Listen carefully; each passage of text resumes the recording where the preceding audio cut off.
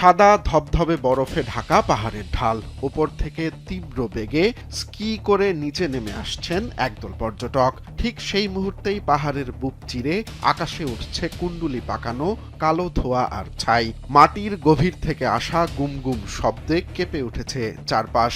একদিকে হাড় কাঁপানো শীতের বরফ, অন্যদিকে পাহাড়ের ভেতর থেকে বেরিয়ে আসা তপ্ত অগ্নিশিখা। প্রকৃতির এই দুই বিপরীত রূপের মেলবন্ধন যেন এক রোমহর্ষক দৃশ্যপট তৈরি করেছে। অবিশ্বাস্য মনে হলেও এটি ইতালির সিসিলি দ্বীপের মাউন্ট এন্তার বর্তমান চিত্র।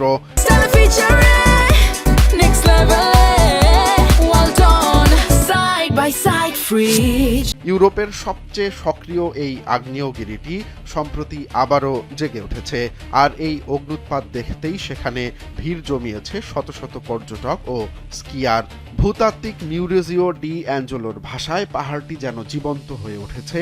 বরফের বুকে স্কি করার সময় এমন দৃশ্য দেখা সত্যি অনন্য এক অনুভূতি। তবে এই সৌন্দর্যের আড়ালে লুকিয়ে আছে চরম বিপদ। অগ্নুৎপাতের তীব্রতা বাড়ায় ইতালি সরকার ইতোমধ্যেই ইয়েলো অ্যালার্ট জারি করেছে। পর্যটকদের সমুদ্রপৃষ্ঠ থেকে 2500 মিটারের বেশি উঁচুতে ওঠায় নিষেধাজ্ঞা দেয়া হয়েছে।